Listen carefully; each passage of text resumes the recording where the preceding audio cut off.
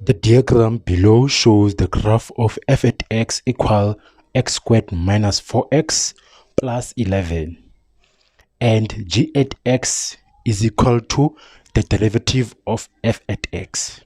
A and B are the x-intercepts of f, and C the x-intercept of g. D is the turning point of f, and G intersect at M. Or F and G intersect at point M, which is -1 and T, and N with coordinates 7 and 10. Good day, guys. I hope you're all doing so well. On today's episode, we are once back again. We are dealing with question 6 of 2022 paper 1 September Eastern Cape question paper mathematics. So today we're going to deal with question 6 of these two graphs. You've got the graph of f, and you've got the graph of g, which is a straight line graph. Okay, guys. Now the parabola graph has got its equation, which is equal, or its general equation, or its equation is equal to x squared minus 4x minus 11. This is the equation for the parabola graph, and they're saying that the equation, or the equation for g at x, or the straight line graph, this one, its equation is equal to the derivative of f at x.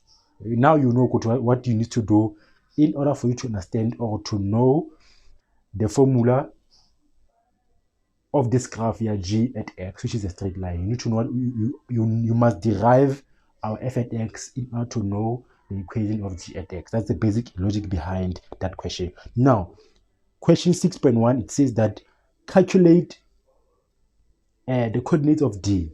6.1.1. Calculate the coordinates of d. Now, you need to know where is d located? On which graph is d lies on? Now, here's point D, and D is a point that lies on graph of f. Basically, point D lies on f at x. Basically, what is the equation of f at x? F at x is equal to x squared minus 4x minus 11.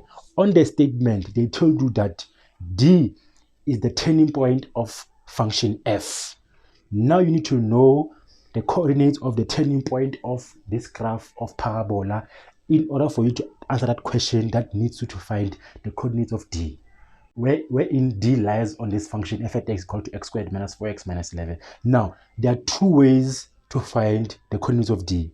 Remember, our aim here is to find the turning point of this function, f at x. Now, there are two ways to find the turning point of this function.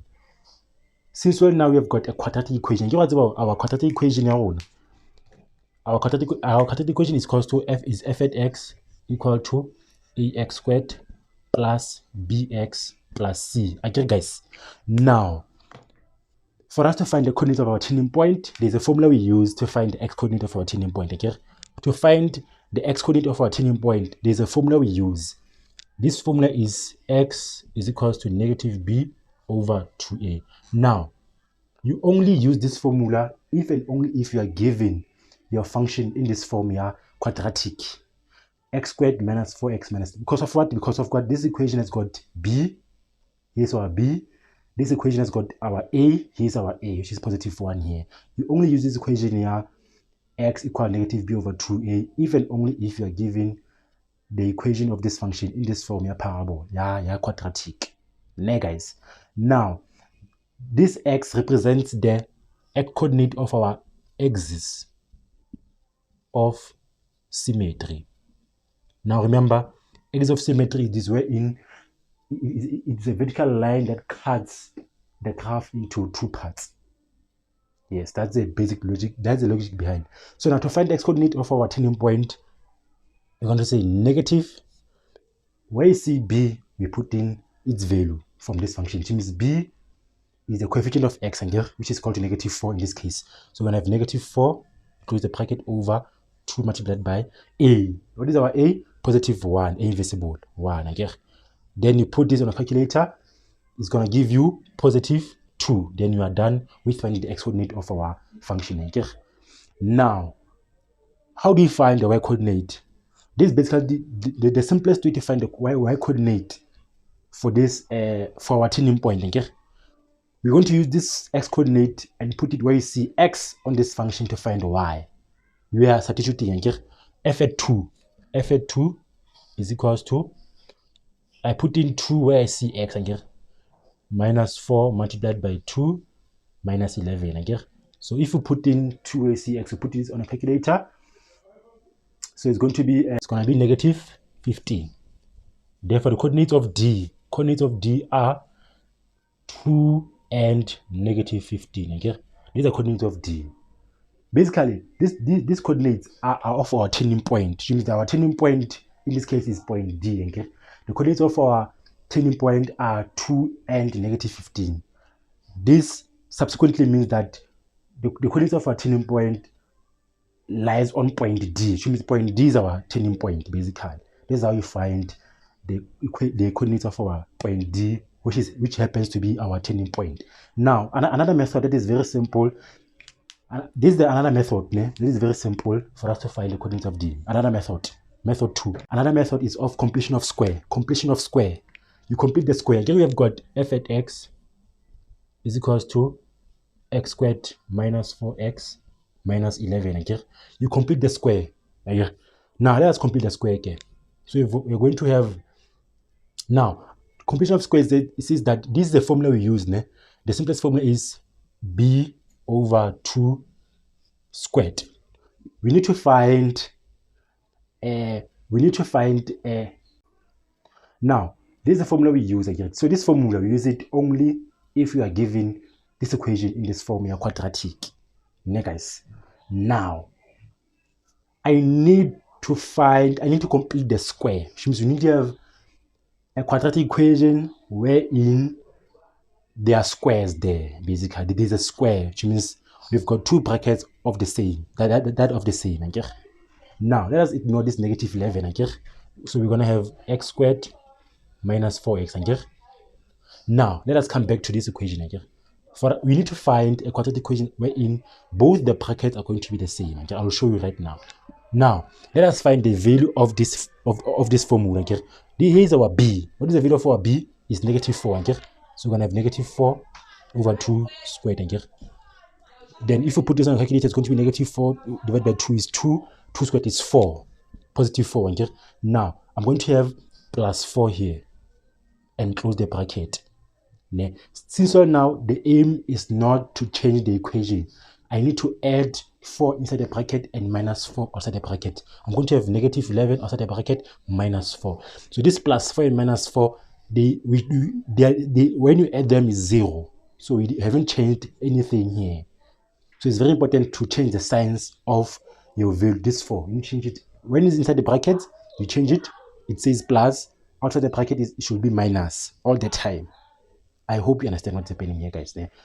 Now, here, this part, you're going to complete the square here.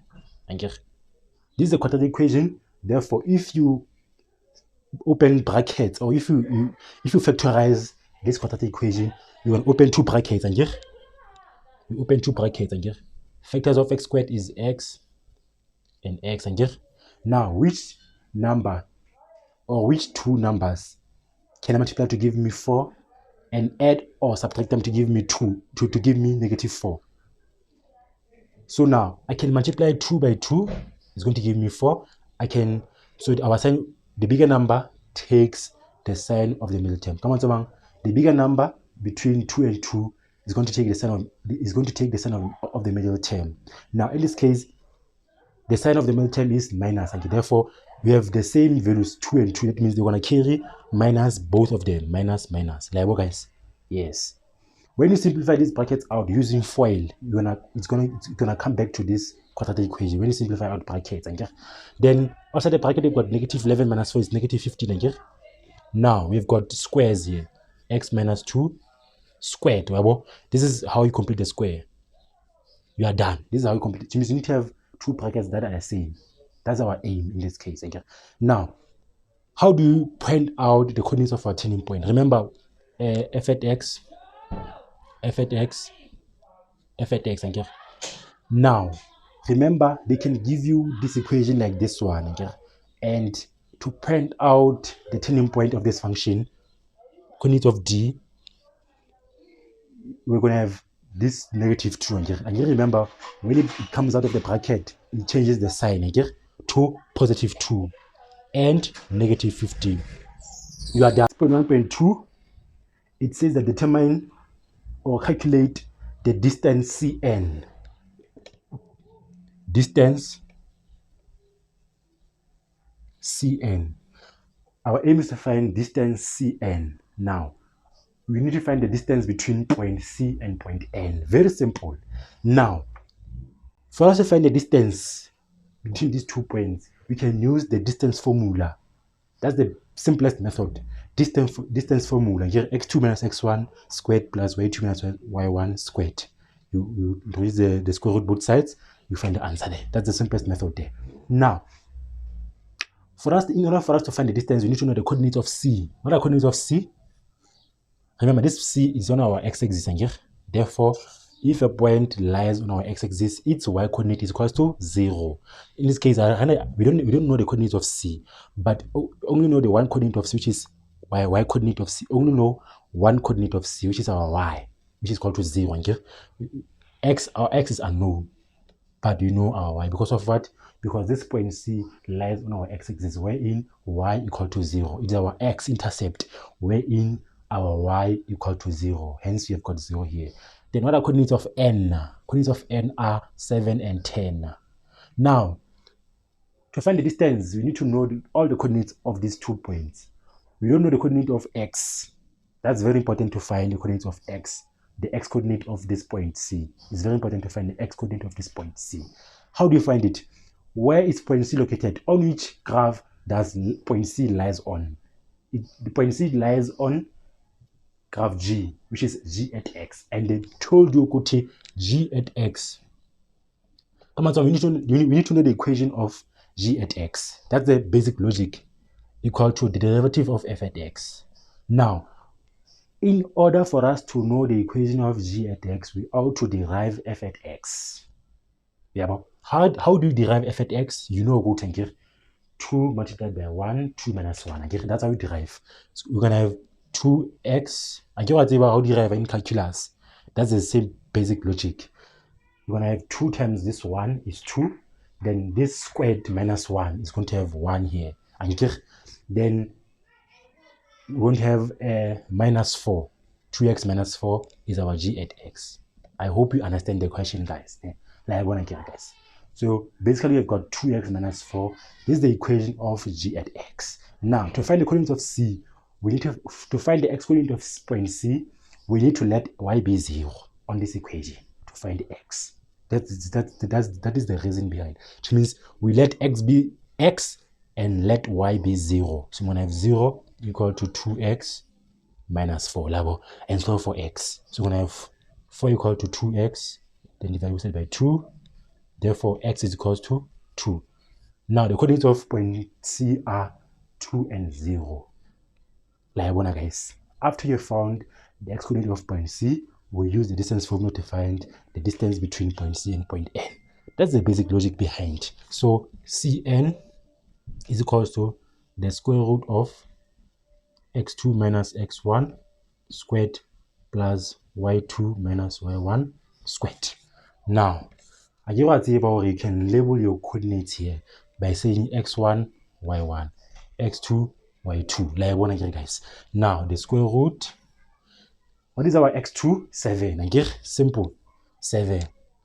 What is our x1? 2 squared plus. What is our y2? 10.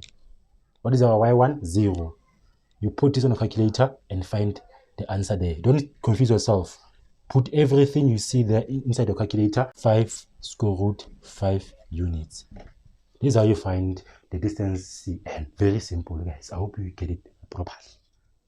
So in future, when you say you must find the distance, you need to know the coordinates of each point and you use this formula distance to find the distance. In any question that wants you to find the distance, use this equation. Distance. 6.2 says that for which values of x is f at x smaller than g at x. Now this one is very simple, guys. Put the area for which values of x. We just check the values of x here on our graph. Okay? Which values of x only, not y. X coordinates. Our aim is to only check the x coordinates on our graph. Okay? For which values of x is f at x smaller than g at x. Very simple. Okay? Ba o botsa rena ke kae mo loreng graph ya f at x e nyane ho ya g at x. Basically, ba wena ke kae mo loreng graph ya f at x lies below graph ya g at x. Mo loreng re fumana graph ya rona ya f at x e ka tlase ho graph ya rona ya g at x. Ba botsa potso e jwalo. Now, ke kae mo loreng graph ya rona ya f at x e ka tlase ya g at x. Mo loreng e nyane teng. Okay, in terms of the heights. How check from our graph? This portion here, this portion here, this portion, this portion. That's where the graph of f lies below the graph of g. And here, guys, now, how I can get the equal sign here? Therefore, we're not going to put the equal sign. Now, we need to check the x coordinates between those two, between that portion wherein the f at x is enyane ho g at x. We check out the x coordinates only. Now, between this point and this point, the graph of f at x lies below the graph of g at x. Now, let's check the x coordinates between those 2 points. We've got 7 and we've got -1. Therefore, x ya rona, when you write it properly, guys, x ya rona, it will be between -1 and 7. Come on, x ya rona is going to be bigger than -1, smaller than 7. Okay? Why? Because ke mo le re fumana g at x e le kgolo ho f at x teng. Kapa ke mo le re fumana hore f at x e ka tlase ho g at x teng. 6.2.2 is very simple. Ne? For which values of x is g at x minus f at x a maximum? Very important, a maximum. Ne? Very, ke ka mo loreng value kapo di value tsa x mo loreng g at x how it goes le f at x e ba a maximum value. Very, very simple. Ne? Now, this one is different from others. Ne? This one is different from others. When you talk about the maximum, re bua ka the x coordinate of our turning point. Ne? Come on, we need to know the x coordinate of this function before you can answer the question. Now, we have got g at x minus f at x. This is equals to what is the function ya g at x? Keep 2x minus 4. Guys, minus what is the function of our f at x? X squared minus 4x minus 11. Then let us simplify this equation in order for us to find the maximum value or the x coordinate of a turning point. We need to simplify this equation first and find our quadratic equation, and therefore find the x coordinate of our turning point. From this equation that is going to come out here. Now you're going to have 2x minus 4 minus x squared plus 4x plus 11. And here this negative is going to multiply each and every time inside the bracket. Hence, we've got negative x squared, negative times negative is positive, negative times negative is positive here. And here, yeah. Now we're going to have add like terms. And here, 4 plus 2 is 6x.